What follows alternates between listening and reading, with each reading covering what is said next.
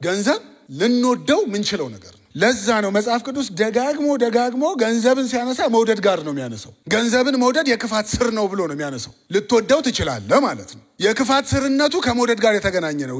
ገንዘብ የክፋት ስር አይደለም። ገንዘብ መኖሪያ ነው፣ መጠቀሚያ ነው፣ የሚያልፍ ነገር ነው።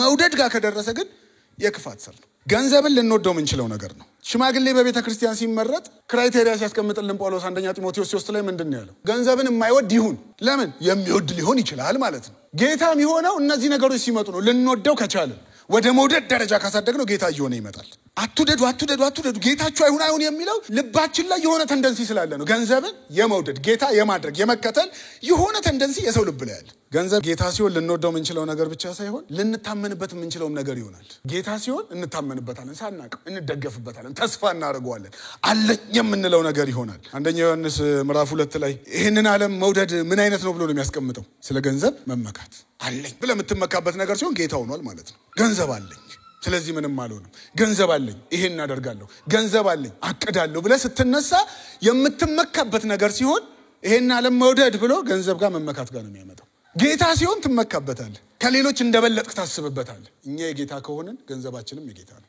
ነፍስህን ይወስዷታል እንዳለው እኛ የጌታ ነን ካለን ገንዘባችን የጌታ ነው። እንዴ ሰርቼ እንዲህ ብዬ አምጥቼው የጌታ ነው። ሀብትን እንድታከማች ኃይለ ሰጠህን እግዚአብሔርን እንዳትረሳ ተብሎ ተጽፏል። ስለቻልክ አላከማችህ። እርሻውን የባረከው እኮ ከሰማይ የወረደ ዝናብ እንጂ ምራቅን ቱቱ እያልክ አላጸደቅከው። ከሰማይ ዝናብ መጥቶ እስከሆነ ድረስ ገንዘብ እንድታከማች ኃይል የሰጠህን ሀብትን የባረከልን እግዚአብሔር እኛ የጌታ ከሆነ ገንዘባችንም የጌታ ነው።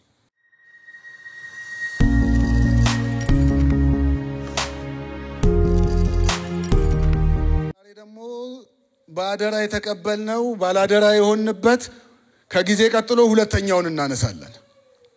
ገንዘብ የሚለውን እናነሳለን። ገንዘብ የሚለውን ስናነሳ ብዙ ጊዜ በቤተ ክርስቲያን ውስጥ ገንዘብ የሚለውን ርዕስ ማንሳት ከባድ ነው። ሁለት አይነት ነው አክቹአሊ። አንዳንድ ቦታ በጣም ቀላል ነው። ደና አድርገው ይሰብኳቸዋል፣ ከዛ ደና አድርገው ይፈልጧቸዋል። አንዳንድ ቦታ ደግሞ ይፈራል። አሁን እዚህ እንፈራ ነበር፣ አሁን ትተን ነው። ስለ ገንዘብ መናገር አቢዩስ ስለተደረገ ቤተ ክርስቲያን መጥቶ ስለ ገንዘብ መስበክ ገና ስለ ገንዘብ ሲታሰብ ፍርሃት ይለናል። ወደ ኋላ እንትና ይስበከው እኛ አንድ ሰው አለን ይስበከው ብለን እንደመድምበት እንትና ይስበከው ምንለው አለ። በአሁኑ ግን እኔ ልስበከው ብዬ ነው የመጣሁት። ለምን? ኢየሱስ እንኳን ሰብኮታል። ታዲያ እኔ ለምን አልሰበከው? ኢየሱስ እንዴት ሰበከው ካላችሁኝ ኢየሱስ ከተናገራቸው ምሳሌዎች ውስጥ 1/3 ስለ ገንዘብ ነው። ደግሞዋለሁ። ከተናገራቸው ምሳሌዎች ውስጥ 1/3 ስለ ገንዘብ ነው። ሪከርድ ከተደረጉት ንግግሮች ውስጥ 1/6 ስለ ገንዘብ ነው። በዚህ ዘመን እንደውም ምንድነው ምለው ካልኩኝ ስለ ገንዘብ አልተነገረንም። ገና ስለ ገንዘብ አልሰማንም፣ አልተማርንም። ትክክለኛው እዚህ ውስጥ ያለው ምንድነው፣ እግዚአብሔር የሚፈልገው ምንድነው የሚለውን አልተማርንም። ለዛም ይመስለኛል እጃችን ላይ የማይበረክተው ጭምር። እግዚአብሔር ግን ባላደራነት ብሎ አስጀምሮ ያመጣን በጌታ መንፈስ ሆኜ እላችኋለሁ፣ ባላደራ መሆናችሁ ገብቷችሁ ስትኖሩበት ሊባርካችሁ ቆርጦ ነው። እግዚአብሔር ሊባርካችሁ ወስኗል። ጊዜያችሁን በአግባቡ ስትጠቀሙት ጊዜያችሁን ሊባርክ፣ ገንዘባችሁን በአግባቡ ስትጠቀሙት ገንዘባችሁን ሊባርክ፣ ጸጋችሁን ታለንታችሁን በአግባቡ ስትጠቀሙት እሱን ሊባርክ ቆርጦ እግዚአብሔር እንደ መልእክት ነው ለዚህ ጉባኤ እንድንናገር ያደረገ። አሁንም አጠገባችሁ ያለውን ሰው እንዲበሉልኝ እግዚአብሔር ሊባርክ ቆርጧል በሉልኝ። ሃሌሉያ። ብዙ ጊዜ በዚህ ዘመን ስንሰማ ስለ ገንዘብ ሲነገር ቀጥሎ ምን ይመጣል? ፈለጥ አለ ብለን እንፈራለን አይደል? ዛሬ አንፈልጣችሁ። ከዚህ ትምህርት በኋላ አትሰጧት። ብዙ ጊዜ ስለ ገንዘብ ሰው ካወራ በኋላ ከኪሱ ገንዘብ ሊያስወጣ ነው ተብሎ ነው ጭንቁ። እዚህ ጌታ ይረዳናል፣ እስካሁንም ረድቶናል፣ ካሁን በኋላም ደግሞ ይረዳናል። ገንዘብን ከልባችሁ ስለማውጣት ነው የምናወራው እንጂ ከኪሳችሁ አይደለም። ልባችሁ ላይ ያለውን ቦታ ስለማሳጣት ነው። በሰው ልብ ላይ የተሰጠው የሆነ የገዘፈ ቦታ አለ። ያንን ቦታ ለማሳጣት ነው እንጂ ከኪሳችሁ ለማሳጣት አይደለም እዚህ የምናወራችሁ። ስለዚህ ኢየሱስ ደጋግሞ ስለ ገንዘብ በተናገረበት ቦታ ሁሉ ላይ ከሰዎች ልብ ገንዘብን የማውረድ ስራ ነው የሰራው። እግዚአብሔር ይረዳናል። ከዚህ ትምህርት በኋላ ገንዘብ ከልባችሁ ላይ ይወርዳል። ኪስ ውስጥ ይሆናል ቦታው፣ እዚህ ጋር አይሆንም ቦታው። ደረት ኪስ የሚያስቀምጡት እድሜ ገፋ ሲል ነው። ደረት ኪስ እንዳታስቀምጡት ማለት ነው። እድሜያቸው የገፋ ሳቁ። ለምን መሰላችሁ? አትዘንድ ጌታ የሚፈልገው ልባችንን ነው። መጽሐፍ ቅዱስ ላይ ደግሞ ማቴዎስ 6:21 ላይ ምንድን ነው የሚለን? ገንዘብ ባለበት ልብ በዛለ ነው።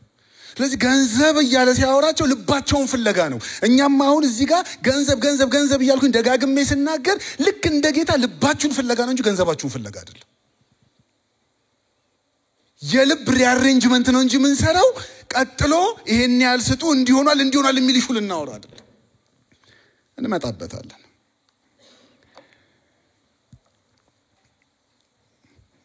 ወደ አነበብነው ክፍል ከመሄዳችን በፊት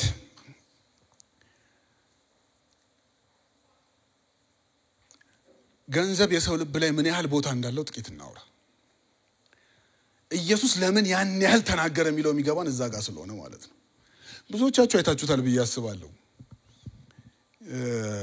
የሆነን ሰው ኢንተርቪው እያደረጉት አሁን ስለምን እያሰብክ ነው? ስለ ገንዘብ። እሺ አሁን እሱን ገንዘብ ሰጠንክ፣ አሁንስ ስለምን እያሰብክ ነው? ስለ ተጨማሪ ገንዘብ። ተጨማሪ ያልከውንም ሰጠንክና አሁን እሱን ገንዘብ ሰብሰብ አድርገህ አስቀምጠውና አሁን ስለምን እያሰብክ ነው ሲሉት አስቀምጠው ስላላችሁኝ ገንዘብ ያለውን ሰውዬ ብዙዎቻችሁ አይታችሁታል ብዬ አስባለሁ። ሳናቀው ልባችንን አእምሮአችንን ተቆጣጥሮ ያለው ገንዘብ ነው። በዚህ ሳምንት እርግጠኛ ነኝ በአንድም በሌላም ስለ ገንዘብ አወርታችኋል። ወይ የቤት ኪራይ ደርሶባችሁ፣ ወይ የትራንስፖርት አጣችሁ፣ ወይ የትምህርት ክፍያ ደርሶባችሁ፣ በሆነ መንገድ ብቻ ከሆነ ሰው ጋር ስለ ገንዘብ አወርታችኋል። ወይ የሆነ ያህል ገንዘብ አግኝታችሁ ይሄን ያህል ገንዘብ አገኘው ብላችኋል። ወይ የሆነ ያህል ገንዘብ አጣችሁ ይሄን ያህል ገንዘብ። በሆነ ሲስተም ውስጥ ግን ስለ ገንዘብ ተናግራችኋል፣ አስባችኋል፣ ካለፈም ተጨንቃችኋል። ስለዚህ መጽሐፍ ቅዱስ ስለ ገንዘብ እንዴት እንድናስብ ነው የሚፈልገው የሚለው መነጋገር አለብን ማለት ነው። ማቴዎስ ወንጌል ምዕራፍ 6 ላይ አይነ ጤናማ ብትሆን ሰውነቱ ሁሉ ጤናማ ይሆናል ብሎ ጀምሮ እታች ሲወርድ ግን ስለ ገንዘብ ነው የሚያወራቸው ኢየሱስ። አይንና ገንዘብ ምን አገናኛቸው ብዬ አሰብኩኝ። ስለ አይን አውርቶ አይነ ጤናማ ከሆነች አካሄድ ሁሉ ጤናማ ነው ብሎ ከታች ገንዘብ ይላል። ገንዘብ የእይታ ጉዳይ ነው። አይናችን ላይ የከበደውን ያህል ጉዳይ ነው። እንደውም ሲደመድምላቸው መጨረሻ ላይ ለገንዘብም ለጌታም መገዛት አትችሉም ብሎ ነው ያስቀመጠው። ያለ መቻል ነገር ነው፣ አትችልም ነው። እይታ ጤነኛ ከሆነ እግዚአብሔር ጌታዬ ነው፣ እግዚአብሔር አምላኬ ነው፣ እግዚአብሔር ነው የሚያስተዳድረኝ፣ እግዚአብሔር ህይወቴን ይመራል ለምትል ከሆነ ለገንዘብ ያለ ቦታ ያ አይሆንም። ለምን? ጌታ የምንለው ነገር እኮ የሚመራን የሚያስተዳድረን የምንወደው የምንከተለው የምንፈልገው የምንጓጓለት ጌታ የምንለው እሱን አይደል? ለገንዘብም ለጌታም መገዛት አትችሉም ሲል ለገንዘብ እንደዛ ከሆናችሁ ለኔ አትችሉም እያለ ነው ኢየሱስ የሚነግራቸው።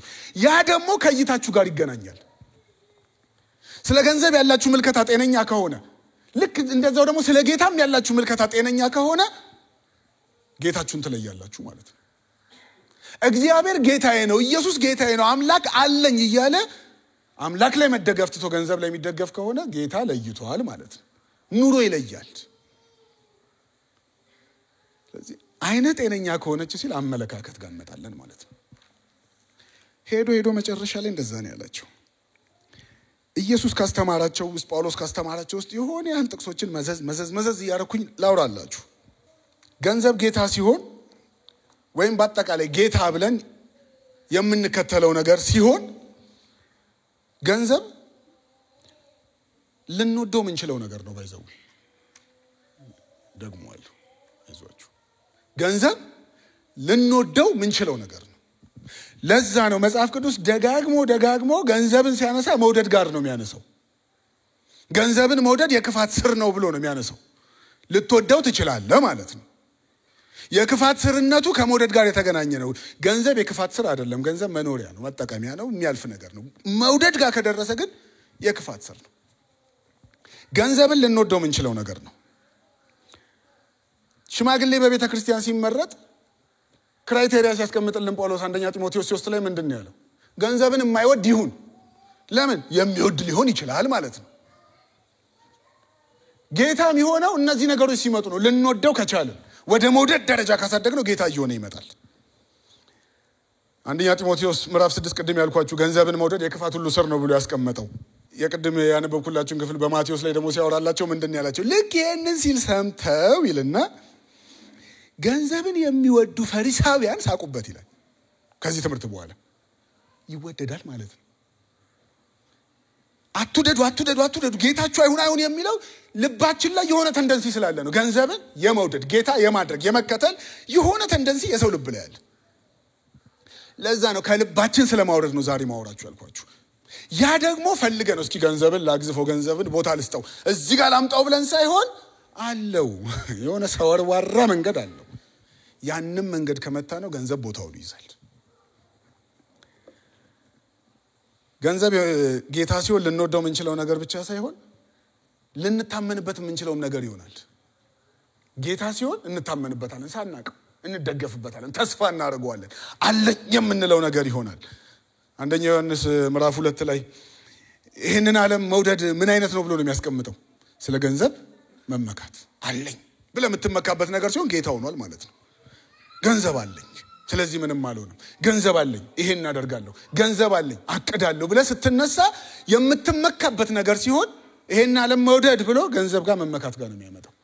ጌታ ሲሆን ትመካበታለህ፣ ከሌሎች እንደበለጥክ ታስብበታለህ። በገንዘቡ ሌሎችን የሚበልጥ ሰው አግኝታችሁ ስታወሩት በሁሉ ነገር እንደበለጠ እኮ ነው የሚሰማው። በገንዘብ ነው የበለጠው፣ ግን በትምህርት እንደበለጠ ያስባል፣ በጸጋ እንደበለጠ ያስባል፣ በቁመት ሁሉ እንደበለጠ ያስባል። በገንዘብ ነው ግን የበለጠው። ገንዘብ የሰው ልብ ላይ ይሄን ያህል ገዝፎ የተሻለ እንደሆነ የማሰብን ብቃት ሰው ውስጥ የመፍጠር ብቃት አለ።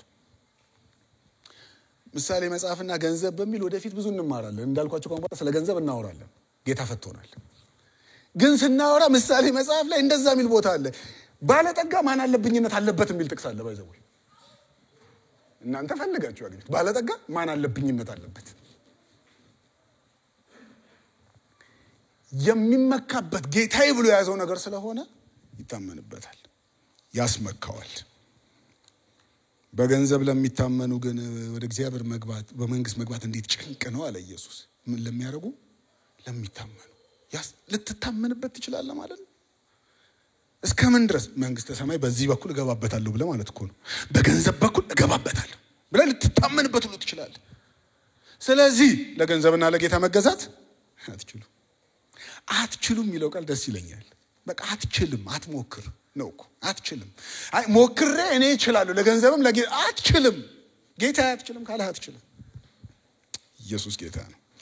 ወደ ሉቃስ እስኪ እንምጣና ሉቃስ 12 ላይ ያነበብነው ክፍል ላይ ሲጀምር እንደዚህ ብሎ ይጀምራል። ከህዝቡ መካከል አንድ ሰው መምህር ወይ ወንድሜ ውርስ እንዲያካፍለኝ ንገረኝ አለው ይላል። ከዚህ ከቁጥር 13 በፊት ኢየሱስ ሲያስተምር የነበረውን ነገር ብታዩ ይሄ ርዕስ እዚህ ጋር መግባት አለበት ወይ ብላችሁ ትጠይቃላችሁ።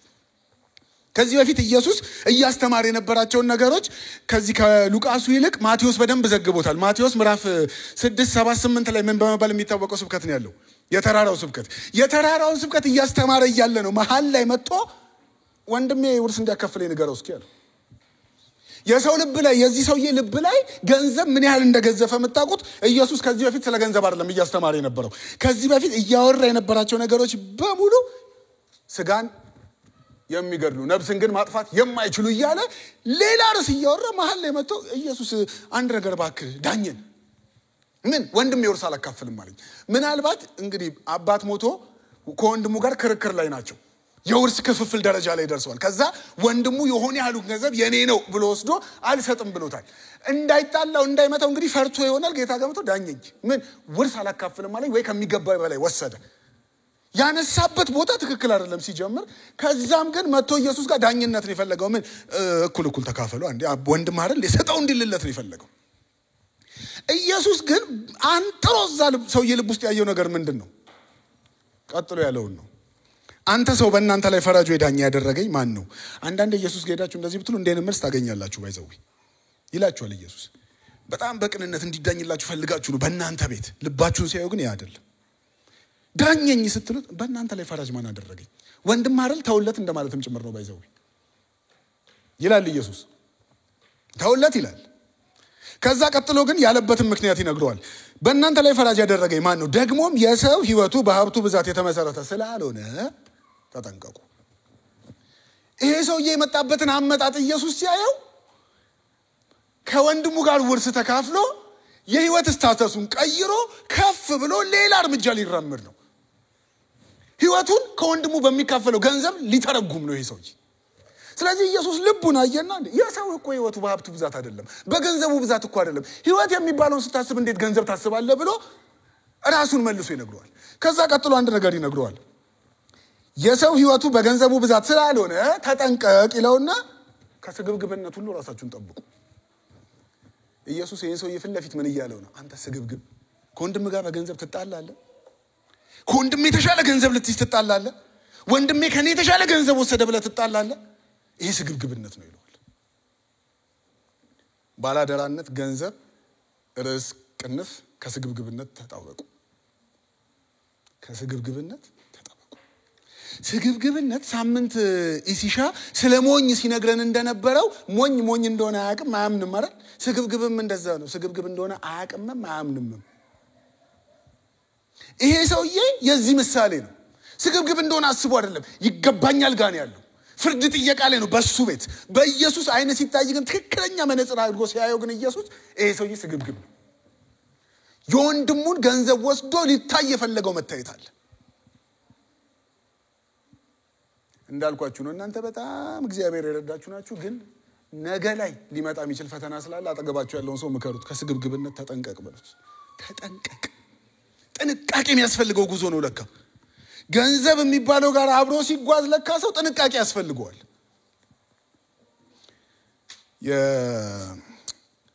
የቲሞቲ ኬለር ከስግብግብነት ተጠንቀቁ የሚለው ጋር ደርሶ ሲያስተምር ከማመንዘር ተጠንቀቁ አላለም ጌታ አለ።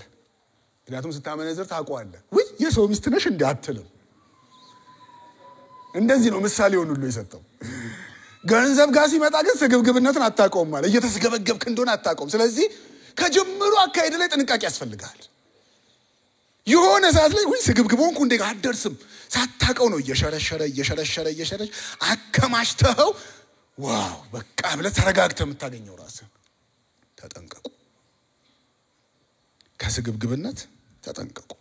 ራሳችሁን ጠብቁ። ቀጥሎም እንዲህ ሲል ምሳሌ ነገራቸው። ከዚህ ሰውዬ ተነስቶ ጉባኤውን ማስተማር ጀመረ። ምን አላቸው? አንድ ሰው እርሻው እጅግ ፍሬያማ ሆነችለት። ይሄ ሰውዬ ሀብታም ነበረ። ይህ ሰው ምርቴን የማከማችበት ስፍራ ስለሌለኝ ምን ላድርግ ብሎ በልቡ አሰበ። እንዲህም አለ፣ እንደዚህ ያደርጋለሁ። ገና እኮ ሀብታም ሲሆን ነው። ሀብታም ሲሆን የመጀመሪያ ልቡ ላይ የመጣለት ይሄ ሰውዬ ምንድን ነው? እግዚአብሔር ይመስገን ጌታ ባርኮኛል፣ የምስጋና ፕሮግራም አዘጋጅቻለሁ፣ ኑ እናመስግን አላለም። ልክ ሀብቱ ሲበዛለት የመጀመሪያ ጥያቄው የት ላስቀምጠው? በዛልኝ ምን ላድርገው? ገና እርሻ ላይ እንዳለ እንደበዛ ሲያየው ልቡ ላይ ጎዶሎ ነገር ነው የመጣው። ምሳሌ ላይ ሌላ እንደዚህ የሚል ጥቅስ አለ። ገንዘብን ለማካበት የሚስገበገብ ሰው ከፊቱ ድህነት እንዳለ አያውቅም ይላል። እኔ ሰለሞንን በእንደዚህ አይነት ጉዳይ ሰማዋለሁ። ለምን እንደምሰማው በኋላ እነግራችኋለሁ።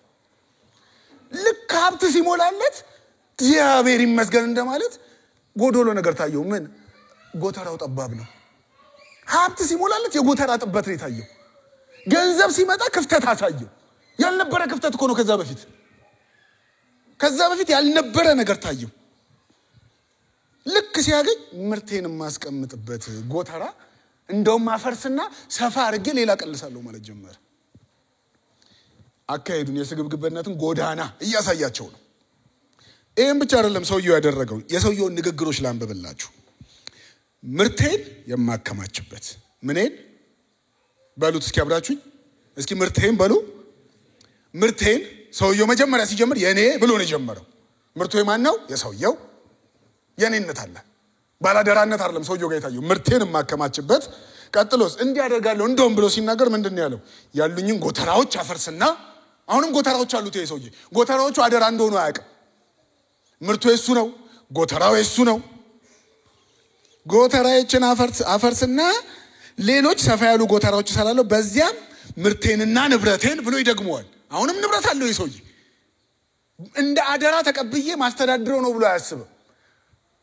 ስራ በስቶልኛል፣ እርሻ በስቶልኛል፣ ገንዘብ በስቶልኛል፣ ምርት በስቶልኛል፣ የኔ ነው። ስለዚህ የኔ ከሆነ ያለኝን ጎተራ አፈርስና ሌላ የኔ ምለው ጎተራ ገነባና ያንን ደግሞ አምጥቼ የኔ ምለው ጎተራ ውስጥ ከተዋለሁ። እኔነት ነው ልቡ ላይ ያለው። ምርቴን፣ ሀብቴን፣ ጎተራዬን፣ ንብረቴን እያለ ነው የሚያወራው። ከዛ የሰውዬ ሌላ ምን ያወራል? እንደውም ይልና ነፍሴ ሆይ ለብዙ ዘመን የሚበቃሽ ሀብት አከማችቼልሻለሁ ብዬ ከነፍሱ ጋር ስብሰባ ይቀመጣል። ነፍሴን እንዲህ እላታለሁ ብሎ ስብሰባ ይቀመጣል። እዚህም ጋር ልድገምላችሁ። ምን ያለው? ነፍሴን። ነፍሱም የሱ እንደሆነች ነው የሚያስበው። ተስማምተናል አይደል? እኛ የኛ አይደለንም። እንኳን የኛ የሆነው እኛ እንኳን የኛ አይደለንም። ይሄ ሰውዬ ግን ምንድነው የሚለው? ነፍሴን እንደውም እንዲህ እላታለሁ። ምን? ነፍሴ ሆይ ለብዙ ዘመን የሚሆን ነገር አከማችቼልሻለሁ። ስለዚህ ቢ ጠጪ፣ እረፊ፣ ተዝናኝ፣ ፈታ በይ እላታለሁ። ነፍሴ ሆይ አከማችቼልሻለሁ ሲል ኢየሱስ በሚናገርበት ኮንቴክስት ውስጥ አይሁዳውያን ናቸው ያሉት። አይሁዳውያንን ፊት ለፊት እየነገራቸው ነው። አከማችቼልሻለሁ ሲል ይሄ ሰውዬ የረሳቸው ብዙ ነገሮች አሉ። ከማከማቸቱ በፊት በእስራኤል ሕግ እኮ አስራት አለ። አስራት አወጣለሁ ነፍሴ ሆይ ላንቺ እንዲገባሽ እንዳትረሺው አስራት አወጣለሁ። ለድሃም ትሰጫለሽ። ደግሞ ለወንድሙ ለቤተሰቡ የማያደርግ ሃይማኖት ከማያልቅ ይልቅ የከፋ ነው ይላል አይደለ? ለቤተሰቤ ለወንድሜ ማደርገው ነገር አለ፣ እሱንም አስቢ። ለሌዋዊ ግዴታሽ ነው። ለመጻተኛውም እንዳትረሺው። ድሃ አደጉና መበለቲት ውስጥ እግዚአብሔር ከኛ አይደል ያዘዘላቸው? ነፍሴ ሆይ ብሎ እነዚህን ሁሉ ነገሮች ለነፍሱ አላወራትም። አከማችቼልሻለሁ ነው ያላት። ቆልዬልሻለሁ። ጎተራው ሙሉ ነው እንዳትጨነቂ ነው ስብከቱ። ጎተራው ሙሉ ነው ወንድሜን አስባለሁ የለም። ከነፍሱ ጋር የገባው ምክክር ይሄ ነበር። ከስግብግብነት ተጠንቀቁ ከሚለው ተነስቶ እዚህ ጋር ሲደርስ አስቡት እንግዲህ።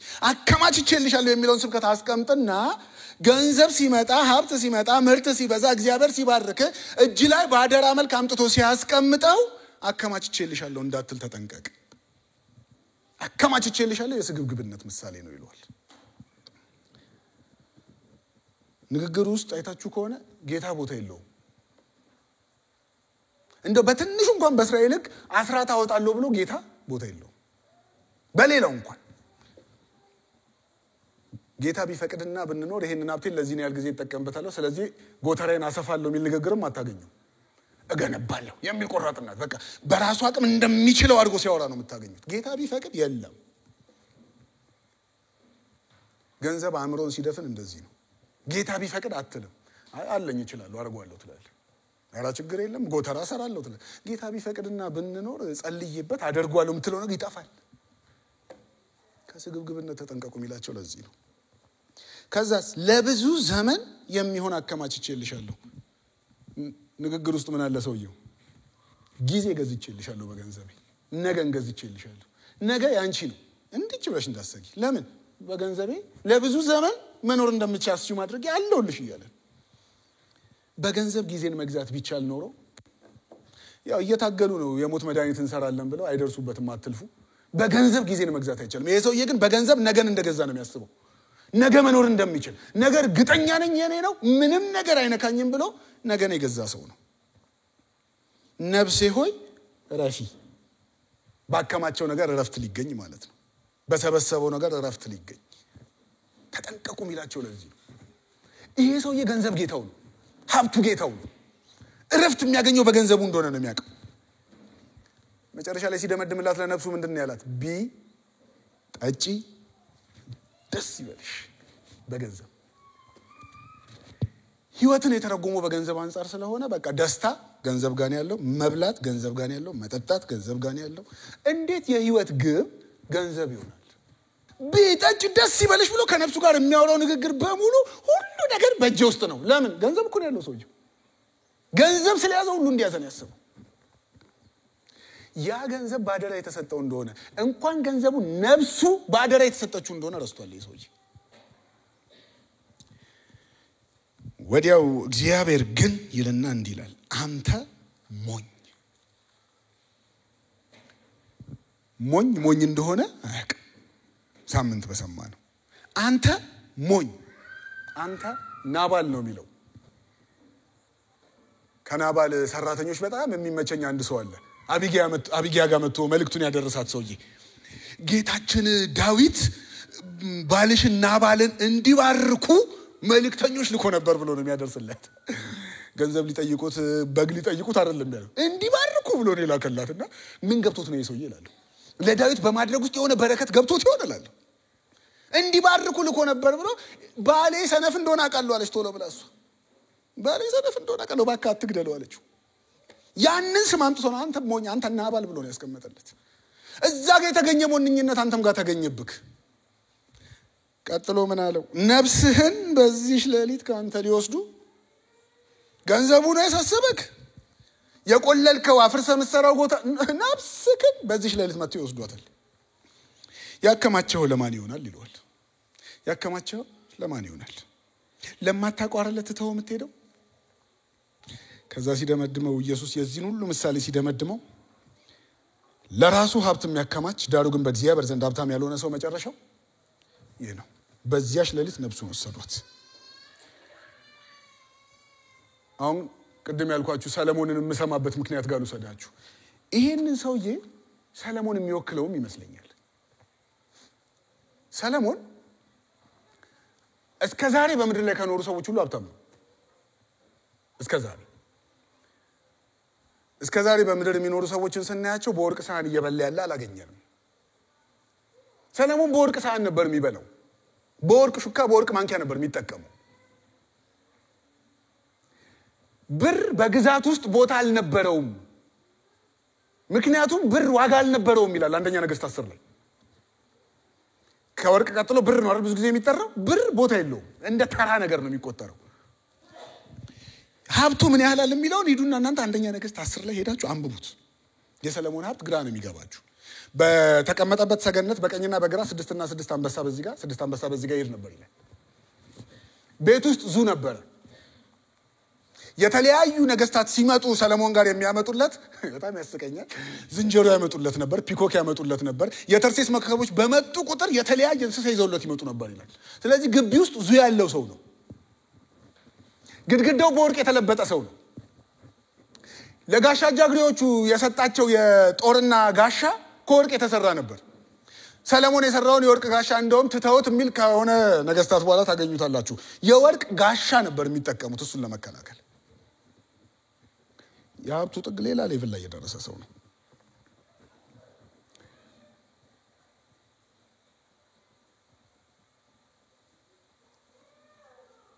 ስለዚህ ሰለሞን ስለ ሀብት ስለ ገንዘብ ቢናገር ምን ሰማው ይሻላል?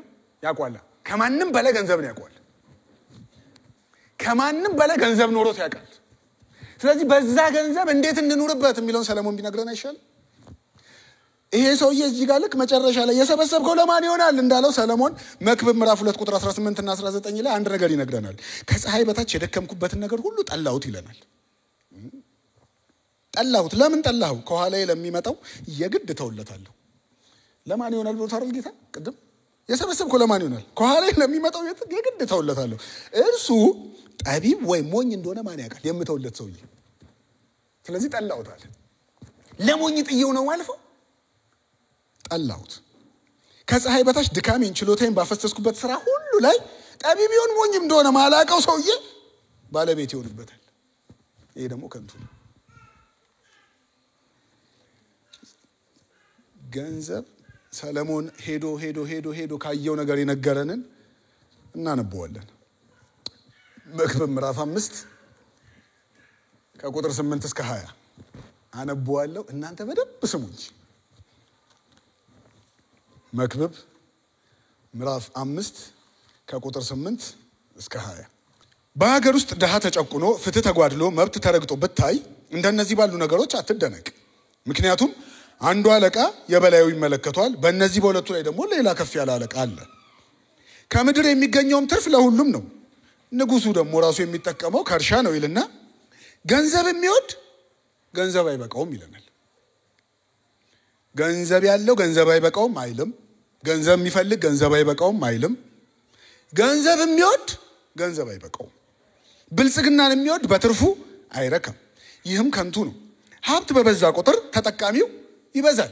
ሰለሞንን ስሙት ግድ የላችሁ። ሀብት በበዛ ቁጥር ተጠቃሚው ይበዛል። ገንዘብ እየበዛ ሲሄድ ራስ የምትነዳውን ታቆምና ሹፌር ትቀጥራለህ። ተጠቃሚው ይበዛል ማለት ነው። በአንድም በሌላም እየበዛ ሲሄድ ማውጣትህም አይቀርም።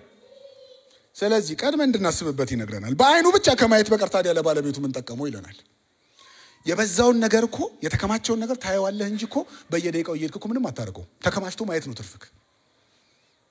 የፈለገ ሀብታም ብትሆን እንጀራ በወጥ እንጂ እንጀራ በወርቅ አትበላም እንዳለው ማለት ነው ሰውየው። ታየዋለህ፣ በቃ ምንም አይመጣም። ጥቂትም ይሁን ብዙ ቢበላ የሰራተኛው እንቅልፍ ጣፋጭ ነው። የሀብታም ሰው ብልጽግና ግን እንቅልፍ ይነሳዋል። ሰለሞን በምን አወቅ? ሳልተኛ ያደርኩባቸው ሌሊቶች የሚል ይመስለኛል እኔ። እዛ ያለውን ሀብት ምን ላድርገው ብዬ ሳልተኛ ያደርኩበት ሌሊት አለ። በእድሜው መጨረሻ ስለመከረም በደንብ ስሙት። የሀብታም ሰው ብልጽግና ግን እንቅልፍ ይነሳዋል። ከፀሐይ በታች የሚያሳዝን ክፉ ነገር አየው። ይህም ለባለቤቱ ጉዳት የተከማቸች ሀብት ወይም በአንድ መጥፎ አጋጣሚ የጠፋ ብልጽግና ነው። ልጅ ሲወለድ ለእርሱ የሚያስቀርለት ምንም ላይኖረው ይችላል። በአንድ ቀን ለካ ይጠፋል። አለቀች ሊባል ይችላል። ሌባ ጥሩ ነው እሳት መጥፎ ነው ሲባል ሰምታችሁ አታውቁም? ሌባ ትቶ የሚሄደው ነገር አለ ሁሉን ተሸክሞ ስለማይሄድ። እሳት ከመጣ ግን አለቀ ነው ሲባል ሰምታችሁ አታውቁም? በአንድ ቀን ሊጠፋ ይችላል። ካስፈለገ ደግሞ ጌታ ሲፈትን እንደ ኢዮብ ደግሞ በአንድ ሁሉም ሊጠፋም ይችላል። ያሳዝነኛል። ይሄ ሰው በጣም ክፉ ነገር ነው። ሰው ከእናቱ ማህፀን ራቆቱን ይወለዳል፣ እንደመጣ እንዲሁ ይመለሳል። ሰለሞን ለካ በወርቅ ተገንዞ አልተቀበረም፣ ራቆቱን ነው የተቀበረው። መጨረሻ ላይ ራቆቴን ነው የምትቀብሩኝ አይነት ነገር ነው የሚያወራው። እንድቹ መጥቻለሁ፣ እንድቹ ትሸኙኛላችሁ። የመቃብር ቦታ ለማግኘት ስንጋደል አንዳንድ የሚያስቀኝ ለዚህ ነው። እንደመጣ እንዲሁ ይመለሳል። ከለፋበት ነገር አንድ እንኳን በእጁ ይዞ ሊሄድ አይችልም። ይህ ደግሞ እጅግ ክፉ ነው። ሰው እንደመጣ እንዲሁ ይሄዳል። የሚደክመው ለነፋስ ስለሆነ ትርፉ ምንድን ነው? በብዙ ጭንቀት፣ መከራ፣ ብስጭት ዘመኑ ሁሉ ጨለማ ውስጥ ይገባል። የሰው ዕጣው ይህ ነው። እግዚአብሔር በሰጠው በጥቂት ዘመኑ ከፀሐይ በታች በሚደክምበት ነገር እርካታን ያገኝ ዘንድ መብላቱ መጠጣቱ መልካምና ተገቢ መሆኑን እገነዘባለሁ። እንደው ስትኖር ብላ ጠጣ፣ እርካታ፣ እሱን እገነዘባለሁ። እግዚአብሔር ለሰው ባለጠግነትን ሀብትን መስጠቱ፣ እንዲደሰትበት ማስቻሉ፣ ዕጣውን እንዲቀበል በስራውም እንዲደሰት ማድረጉ ይሄ እኮ እግዚአብሔር ስጦታ ነው። ሰለሞን እኮ እየካደ አይደለም። አያስፈልጋችሁም ተውት እያለ አይደለም። እግዚአብሔር ሰጥቷል። ብትደሰትበት ችግር የለውም። ይሄ የእግዚአብሔር ስጦታ ነው። እግዚአብሔር የልብ ደስታ ስለሚሰጠው በህይወቱ ዘመን ያሉት ቀናት እምብዛም አያስባቸውም። ኖርማል ሲኖር እንደዚህ ነው የሚሆነው። ያከማቸውን ሰው ከላይ ወቀሰውና ታች ሲመጣ እግዚአብሔር በተሰጠው ሲደሰት ግን እግዚአብሔር የልቡ ደስታ ስለሚሰጠው በህይወቱ ዘመን ያሉትን ቀናት እንግዳም አያስባቸውም። ለምን? እግዚአብሔር ነው ደስታ የሚሰጠው፣ ገንዘቡ አይደለም። ቀኖችም አያሳስቡ ከእግዚአብሔር ደስታን ስትቀበል ነው። ከገንዘብ ደስታን ስትቀበል ቀን ያሳስባል። ሰለሞን ቢናገር ይሻላል። ለምን? በደንብ ያውቀዋል። የሀብትን ጥግ ያውቀዋል። ምን ደረጃ እንዳደረሰውም ያውቃል። ለዛ ነው ቅድም ያልኳችሁ ሀብታም ማናለብኝነት አለበት ብሎ ያስቀመጠልን። ማናለብኝነት ብቻ አይደለም ሀብታም ጋር ያለው። ባለጠጋ ራሱን ጠቢብ አድርጎ ይቆጥራል የሚላል። ባለጠጋ አድርጎ ይቆጥራል አይደለም፣ ጠቢብ አድርጎ ይቆጥራል። እንዴት እንደሸወደው አያችሁት? ገንዘቡ ጠቢብ ራሱን እንደ ጠቢብ ያያል አይደለም። ባለጠጋ ራሱን ጠቢብ አድርጎ ይቆጥራል። ይሄን ያህል ይሸውዳል። ስስታም ሰው ጠብን ያነሳሳል፣ በእግዚአብሔር የሚታመን ግን ይባረካል ይለናል ሰለሞን። መታመኛ ገንዘብ ሲሆን ጠብ ነው የምታነሳሳው። ተስፋ ገንዘብ ሲሆን ጠብ ነው የምታነሳሳው። በእግዚአብሔር የሚታመንስ እሱ የተባረከ ነው። ገንዘብ ይሄን ያህል ነው ወይ እንደዚህ አድርጎናል ወይ ካላችሁ ብዙዎችን አድርጎ አይተናል። እዛው መክብብ ምዕራፍ 6 ቁጥር 7 ላይ ልፋታችንን ሲደመድምልን በጣም የሰው ጥረት ሁሉ ላፉ ነው ይላል። አያልፍም፣ ከዚህ አያልፍ። የሰው ጥረት ለዚህው ነው በቃ።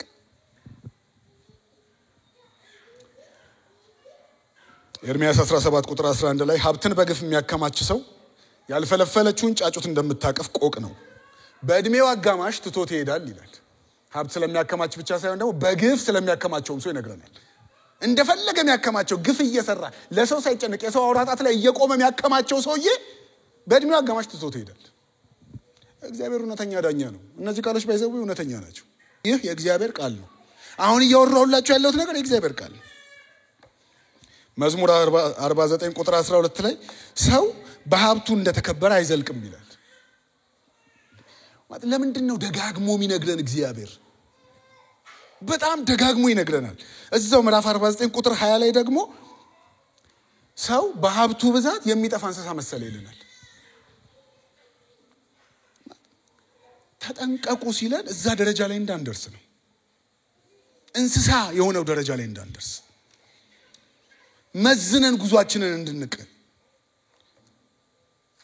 ከልብ ያልወጣ ገንዘብ ባይዘው ከኪስ አይወጣም። ከልብ ከወጣና ቦታ ከሌለው ኢትስ ኢዚ ለማውጣት። ጳውሎስ ለጢሞቴዎስ ሲመክረው መጨረሻ ላይ የዚህን ዓለም ባለጠጎች ግን እዘዛቸው ይለዋል። ቃሉ ደስ ይለኛል። እዘዛቸው ነው የሚለውና እኔም አሁን ቃሉ ላይ ቆሜ አዛለሁ። እዘዛቸው ለምን? መልካም እንዲሰሩ ለሌላ ባለጠጎች ይላቸውና እንዲያደርጉ እዘዛቸው። በዚህ ዘመን ለምን እንደዚህ አይነቱ ጥንቅጥ ውስጥ ገባን? የሚያዝ ጠፍቶ እኛን ጥፋተኞቹ እንደ መጋቢ እዚህ ጋር ቆሜ እኔ ራሴን ወቅሳለሁ። ምን አላዘዝንም? እዘዛቸው ነው የሚለው። እዘዛቸው ምን? መልካም አድርግ። ምን? ወንድም ተቸግሯል እንዲያርግለት እዘዛቸው። ለምን? ያ ገንዘብ ጌታቸው እንዳይሆን ስላልቻሉበት፣ አያዙ ስላልቻሉበት አንተ ቃሉ ከገባ እዘዛቸው። ሁለት ሰዎችን ነው ለጢሞቴዎስ የሚያሳየው። አንደ የመጀመሪያዎቹ ሰዎች ባለጠጋ ለመሆን የሚጓጉ ይላቸዋል። ሁለተኞቹን ደግሞ ባለጠጎች ይላቸዋል። ባለጠጋ ለመሆን የሚጓጉት ገና በጉጉት ስቴጅ ላይ እያሉ ራሳቸውን ወግተዋል ይላቸዋል። ባለጠጋ ሆኖ ደርሰውበት አይደለም ግን የጉጉታቸው ብዛት ራሳቸውን ወጉ ይላቸዋል። ባለጠጋ የሆኑ ሰዎች ደግሞ ብሎ ያስቀምጣቸዋል። እነሱን ደግሞ ካላዘዝካቸው ያ ባለጠግነት ሀብታቸው ጌታ ይሆንባቸዋል። ስለዚህ ቀድመህ እዘዛቸው። መልካም ስራ ይስሩበት፣ ቸርነት ያርጉበት፣ ያካፍሉ፣ ለበጎ ስራ መሰረት ይሁናቸው ይለዋል። ሀብታቸው ለበጎ ስራ መሰረት ይሁናቸው ነው የሚለው። ሀብታቸውን እንደ መሰረት አድርገው እንዲያስቀምጡ በትእዛዝ መልክ ንገራቸው። ይሄው ዛሬ በእግዚአብሔር ላይ ቆሜ ያዛቸዋለሁ። ሀብታም እያልኩ ሰውራ ባይዘው የሆነ ሚሊዮኖችን እያሰብኩ አይደለም። ኪስ ውስጥ ገንዘብ ካለ የምታካፍለው አለክ። ፕሪንሲፕሉ ያለ ያንን መልካም ስራ ለመስራት መሰረት አድርገው። ትንሽ እያለ ካልቻልክበት ትልቅ እያለ አትችልበትም። that's the principle። በትንሿ ስቴጅ ላይ ካልቻልን ነገ አንችልም። ነገ ትልቅ ሲሆንማ ጌትነት አቅም አፈርጥሞ ሲመጣ ይቆጣጠረናል። ገንዘብ ጥሩ ባሪያ መጥፎ ጌታ ነው ሲባል ሰምታችሁ አታውቁ? ጌታ ሲሆን በጣም መጥፎ ነው። ባሪያ ሲሆን ግን ሲያገለግል ሲሰራበት ቤስት ነው። ስለዚህ ብዙ ገንዘብ ያለው ይስጥ እያለ አይደለም ጳውሎስ። ብዙ ገንዘብ ያለው ስስታም ነውም እያለ አይደለም ባይዘው። ብዙ ገንዘብ ስላለ ስስታ ነው። እንደዛ ካሰባችሁ መጀመሪያ ስለ ገንዘብ ያለን አመለካከት እኛም ጋር ችግር አለ። እሱ ብዙ ገንዘብ አለው አያካፍልም ብለህ ካሰብክ አንተ ጥቂት ነው ገንዘብ ኖሮ አካፍላ። ሀብታሞችን እየወቀሰ አይደለም። ገንዘብ ስለሚወዱና ጌታ ስለሆነባቸው ሰዎች ነው የሚያወራው። አይ እኔ እኮ ከሌሎች ያነሰ ገንዘብ ስላለኝ ትንሽ የተሻልኩ ጻድቅ ነኝ ብለህ ካሰብክም በትዕቢት ደግሞ ወድቀሃል። እንዳይታበዩም ምከራቸው ይላል። ይሄ አንዱ ትዕቢት ነው። አይ እኔ ከነሱ የተሻልኩ አነስ ያለ ገንዘብ ስለሆነ ያለኝ እኔ የተሻልኩ ጻድቅ ነኝ እንዳታስብ። እሱ ደግሞ በትዕቢት ይጥላል። ገንዘብ በዛም በዚህም ይጥላል ማለት ነው ካልተጠነቀቅ። ሳይኖርህም ይጥላል፣ ኖርህም ይጥላል ማለት ነው። በትዕቢት ልባችንን ሊወጥረው ይችላል ማለት ነው። ታዲያ ምንድነው የምትለን? ስለ ገንዘብ ይሁሉ አልከን። ምንድነው የምትለን? አንደኛ ገንዘብ እኛ የጌታ ከሆነን ገንዘባችንም የጌታ ነው። ነፍስህን ይወስዷታል እንዳለው እኛ የጌታ ነን ካለን ገንዘባችን የጌታ ነው። እንዴ ሰርቼ እንዲህ ብዬ አምጥቼው የጌታ ነው። ሀብትን እንድታከማች ኃይል የሰጠህን እግዚአብሔርን እንዳትረሳ ተብሎ ተጽፏል። ስለቻልክ አላከማችህ። እርሻውን የባረከው እኮ ከሰማይ የወረደ ዝናብ እንጂ ምራቀን ቱቱ እያልክ አላጸደቅከው። ከሰማይ ዝናብ መጥቶ እስከሆነ ድረስ ገንዘብ እንድታከማች ኃይል የሰጠከን ሀብትን የባረከልን እግዚአብሔር። እኛ የጌታ ከሆነ ገንዘባችንም የጌታ ነው። ሰማይ ሰማያት ምድርን በእርሱ የሚኖሩ ሁሉ የአምላክ የእግዚአብሔር ነው ተብሎ ተጽፏል። ዘዳግም 10 ቁጥር 14 ላይ ሰማይ ሰማያት ምድር በእርሷም የሚኖሩት ሁሉ የአምላክ የእግዚአብሔር ነው። ይሄንን ቃል ሳስብ ሁለት ነገር አስባለሁ። አንደኛ በጣም ደስ ይለኛል። ለምን? ሁሉ የእግዚአብሔር ነው የአምላክ ነው ብሎ ለእስራኤል ሕዝብ ይነግሯል። ከዛስ የአምላክ ከሆነ ምን ያሰጋሃል? ምን ያስጨንቃል? ደስ ይለኛል። ዳዊት ነው የጻፈው ስለ ቁርባን ሲነግረው ዳዊትን ስለ ቁርባን እኮ ምዘልፍ አይደለሁም ብሎ ነው የሚጀምረው። ስላልሰጠኸኝ ገንዘብ አነሰ ብዬ እኮ አይደለም ምዘልፍ ብሎ ነው የሚጀምረው። ስለ ቁርባን ስዘልፍ ይሆን ያህል እኔ ጋር እኮ አላመጣህም አስቀረ እያልኩ አይደለም ምዘልፍ። የሰጠኸኝ እኮ አነሰኝ እያልኩ አይደለም። ባሺ ተራሮች ያሉ እኮ የኔ ናቸው። ልብህን እያየው ነው እንጂ አነሰኝ አይደለም የእግዚአብሔር ጉዳይ ይለዋል። ሁሉ የኔ ነው ይለዋል። ምድርና ሞላዋ የእግዚአብሔር ናት። ባለፈው አይተነዋል መዝሙር 24 ላይ። ስለዚህ ታዲያ ይሄን ገንዘብ ምን እናድርገው? ሁሉ የእግዚአብሔር ከሆነ እግዚአብሔር የሚለንን እናርግበት። ገንዘቡ የእግዚአብሔር ከሆነ እግዚአብሔር ስለ ገንዘብ ስለሰጠን ባደራ ስለሰጠን ገንዘብ የሚለንን እናርግበት። በጣም በትንሹ አስራት አውጡ ሰርቃችሁኛል ስለሚል። ህግ ነው እንዴ? ጸጋ ነው። ጸጋ ደግሞ ከህግ ይበልጣል። ስለዚህ ከ10% በላይ አውጡ። እንደዚህ አይነትም ትምህርት አለ። ፍቅር ከህግ ይበልጣል። ስለዚህ ደስ ብሏችሁ አድርጉት በልባችሁ ደስታ። ሁሌ እዚህ ጋር የምንለው ነገር አለ አይደል? በደስታና በልግስና የመጀመሪያ የምትነኩት ርዕስ ስለሆነ ማለት ነው። ዘዳግም ምዕራፍ 14 ቁጥር 22 ላይ አስራትን ሲነግራቸው የነገራቸው ስለ ገንዘቡ አይደለም። አምላክ እግዚአብሔርን ማክበር ትማር ዘንድ ብሎ ነው የሚነግራቸው። ለካ በገንዘብ እግዚአብሔር ይከብራል። አምላክ እግዚአብሔርን ማክበር ትማር ዘንድ አስራት እንድትሰጥ ብሎ ነው ዘዳግም ላይ የሚነግራቸው። ጉዳዩ ለካ እግዚአብሔርን የማክበር ነው እንጂ ገንዘብ የመስጠትና ያለመስጠት ጉዳይ አይደለም። የ10% እና የ20% የ1% የ100% ጉዳይ አይደለም። እግዚአብሔርን የማክበር ጉዳይ ነው። ሲሰጥ እግዚአብሔር ይከብራል። አዎ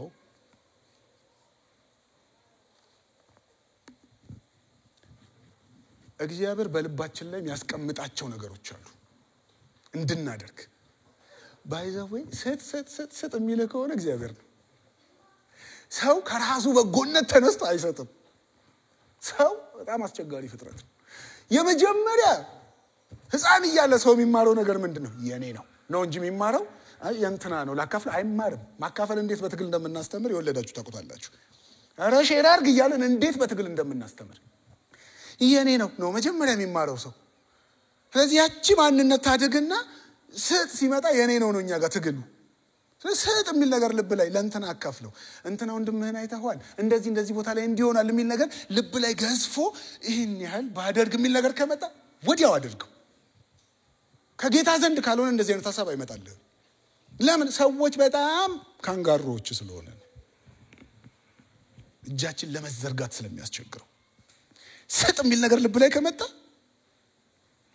ኢየሱስ ማቴዎስ 25 ላይ በጎቹንና ፍየሎቹን የለየበት ቦታ ላይ ሄዶ በጎቹን አንድ ነገር ነው ያላቸው። መቼ አበላንህ? መቼ አጠጣንህ? መቼ እንዲያደረግን ሲሉት ከነዚህ ለአንዱ ካደረጋችሁ አላቸው። እዛ የቆሙትን በጎች እያሳየኮ ነው። አሁን በኢየሱስ ቦታው እየሳወራችሁ እንዴት ነው ከነዚህ ለአንዱ ያደረጋችሁት? አጠገብ ላለው ያደረከው ማለት ነው። በቃ አጠገብ ላለው አድርግ የሚል ነገር ልብ ላይ ሲመጣ አድርገው። እየጎደለብክ አይደለም። አንዳንዴ ስንሰጥ የሚጎልብን የሚመስለን እስከምን ድረስ ነው? በቴሌግራም የሆነ ነገር ሼር ማድረግ ራሱ ከኛ ስልክ የሚጎል የሚመስለን ሰዎች አለን። አይጎልም፣ አይዟችሁ። ሲወጣ አይጎልም። እግዚአብሔር ልባችሁ ላይ ያስቀመጠውን ነገር አድርጉ፣ ታዘዙ። ስለ ገንዘብ ምን እንወቅ? የሚሰጠን እንድንሰጥ ጭምር እንደሆነ እንወቅ፣ እንድናካፍል እንደሆነ። ሁለተኛ ቆሮንቶስ ምዕራፍ 9 ከዚህ በፊት አካፍያችኋለሁ፣ ግን እዛ ላይ አንድ ቃል ስላለ ቁጥር 11 ላይ እንዲህ የሚል ቃል አለ። ሁል ጊዜ በልግስና መስጠት እንድትችሉ ያበለጽጋችኋል ተብሎ ተጽፏል። ደግሜ ላንብብላችሁ። ሁል ጊዜ በልግስና መስጠት እንድትችሉ ያበለጽጋችኋል። ቅድም ጌታዬን ተማምኜ ደፍሬ ሊባርካችሁ ነው ተዘጋጁ ያልኳችሁ ለዚህ ነው። እስከምን ድረስ?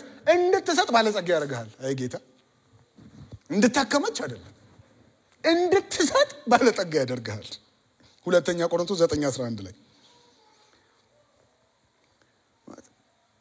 ምን እያለን ነው ጌታ? ለመስጠት እስኪከብድ ድረስ አጥብቀህ አትያዘው እያለ እኮ ነው። ለመስጠት እንዲህ ለመዘርጋት እስኪከብድ ድረስ አጥብቀህ አትያዘው። ለመስጠት እስኪከብድ ድረስ አጥብቀህ ከያዝከው አልያዝከውም፣ ይዘዋል። እደግመዋል። ለመስጠት እንዲህ እስክትዘረጋ ድረስ ከብዶ ጥብቅ አድርገህ ከያዝከው አንተ አልያዝከውም፣ ገንዘቡ ይዘዋል። ለመቀበል እኮ ይሄ ባዶ መሆን አለበት። ባዶ እንዲሆን ደግሞ መሰጠት አለበት። እንዲህ ካላለ እንዲህ የለም። እንዲህ ካልክ በኋላ ባዶ ሲሆን እንዲህ ማለት ትችላለህ። ወደ ጌታ ዞራ የሚሰጠን እንድንሰጥ ነው። አውጡት ብቻ ያልክ ምን ነው ካላችሁኝ፣ ሶስተኛ ፕሪንሲፕል ቋጣሪም አባካኝም አትሁኑ። ቋጣሪም አባካኝም አትሁኑ። ጌታ ብክነትን ይቃወማል። ብክነትን ይቃወማል ጌታ። ዮሐንስ ወንጌል ምዕራፍ 6 ላይ በጣም ደስ የሚለኝ የተረፈውን ሰብስቡ ያለው በጣም ደስ ይለኛል። የተረፈውን ሰብስቡ። ሁሉም በልቷል ጠግቧል እኮ ምን ያደርጋል ትተነው ብንሄድስ? ሰብስብ። ጌታ ብክነት አይወድም። የጊዜም ብክነት አይወድም፣ የገንዘብ ብክነት አይወድም፣ የምግብ ብክነት አይወድም። በቃ ተርፏል እኮ ብንጥለው እስክትል ድረስ ለምን ታነሳለህ? ቀድመህ ተጠንቀቅ። ደስ ይለኛል። ሰንዳፋ አንድ ትምህርት የተማርኩበት ቦታ ላይ ስንገባ ፊት ለፊት የተቀመጠ ካፌ ስንገባ የተቀመጠልን ጥቅስ አለ። ምን የቻልከውን ያህል መብላት ትችላለህ፣ ማስተረፍ ግን አይቻልም ይላል። ስለዚህ እየተመላለስ ካንሳ እስክትጠግብ ድረስ ድሃ ሀገር ላይ እየኖርን ምግብ አስተርፈን መድፋት ሊከነክነን ይገባል። የወንዝ ውሃ የሚጠጣበት ሀገር ላይ የሚሸጥ ውሃ መድፋት ማለት ነው። አባካኝም አትሁኑ፣ ግን ደግሞ በጣም ቋጣሪም አትሁኑ። ገንዘባችሁን ዋይዝሊ ማኔጅ ማድረግም አለብን። ዋይዝ ማኔጅመንትም አለ እዚህ ላይ። እንዴት አድርገን ዋይዝሊ ማኔጅ እናድርገው? ለዛ ነው ብዙ ስለ ገንዘብ ከዚህ አልተማርንም ያልኳችሁ። ብዙ ስለ ገንዘብ የተማርነው ከዩቲዩቦቻችን ከአነቃቂ ተናጋሪዎቻችን ምናምን ነው። ከዚህ መማር አለብን። ገንዘብ ዋይዝሊ ማኔጅ ብናደርገው እግዚአብሔር ያየለት ቦታ አለ። ዋይዝሊ ማኔጅ ማድረግ መቻል አለብን። ያው እንዳልኳችሁ ዞሮ ዞሮ ጠቅስላችሁ መክብብን ነው፣ ሰለሞንን ነው፣ ሰባኪውን ነው። ምዕራፍ 11 ላይ በጣም ደስ የሚለኝ እንትን አለው። ምዕራፍ 11 ቁጥር 1 እና 2 ላይ እንዲህ ይላል፣ ሀብትህን 7 እንደው 8 ቦታ ክፈለው ይላል። ኢትስ ማኔጅመንት። 7 ወይ 8 ቦታ ክፈለው። እንደመጣ ሁሉንም አንድ ቦታ በማባከን አትንቀሳቀስ። 7 ወይ 8 ቦታ ክፈለው። እንዴት አድርጌ? ግን ልክ ሲመጣ አንደኛ አስራት አወጣለሁ፣ ሁለተኛ ቤት ክራይ ከፍላለሁ፣ ሶስተኛ እንዲያደርጋለሁ፣ አራተኛ ትምህርት ቤት፣ አምስተኛ ክፈለው። በስነ ስርዓት ማኔጅ እንድታደርገው ይረዳሃል። ቢያንስ ያንዱ ከአንዱ ጋር እንዳይጋጭ ይረዳሃል። የጎደለም ይሄንን ማድረግ አልችልም የምትለውም ካለ ለሚቀጥለው እንድታቅድበት ይረዳሃል። ግን የሰለሞን ምሳሌ ውስጥ ገብቼ የምመክራችሁ አንድ ነገር 7 ወይ 8 ቦታ ስከፍሉት አንድ ነገር አትርሱ፣ ድሃውን አትርሱት። ድሃውን አትርሱት። 8ኛ ላይም ሊሆን ይችላል። ድሃውን አትርሱት። ክፍፍላችሁ ውስጥ ሁሉ ጊዜ ትንሽ ብርም ብትሆን ለድሃው አስቡ። አላበላኸኝም የሚለው ጥያቄ ጋር እንዳትደርሱ ማለት ነው። እንዴት ዋይዝሊ ማኔጅ እናድርገው? ቀድሞ ማሰብ ማኔጅመንት ነው።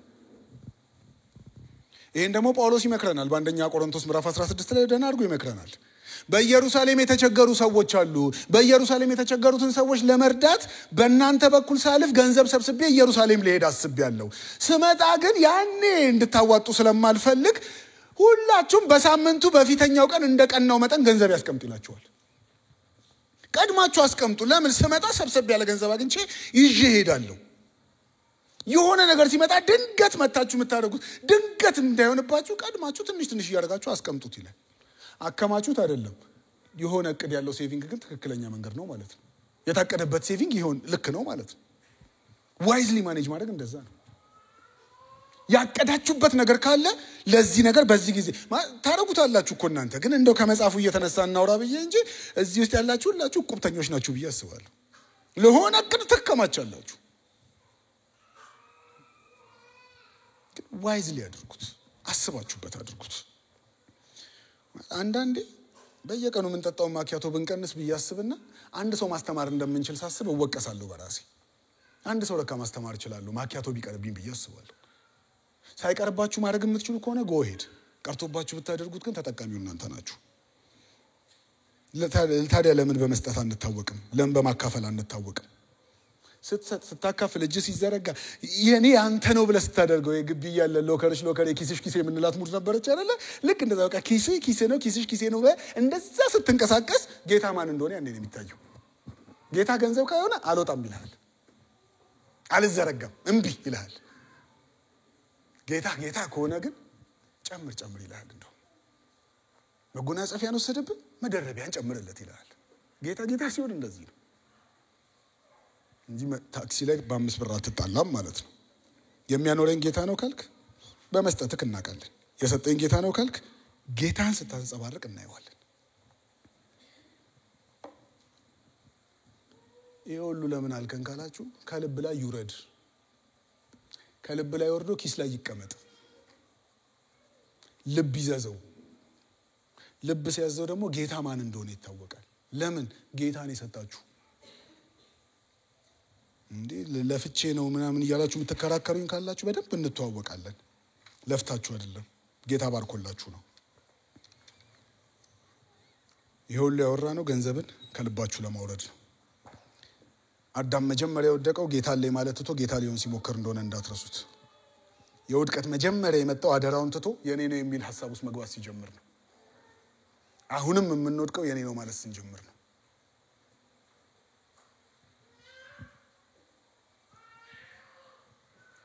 የኔ ነው የሚለው እኔነት ከልባችሁ ላይ ይወገድ።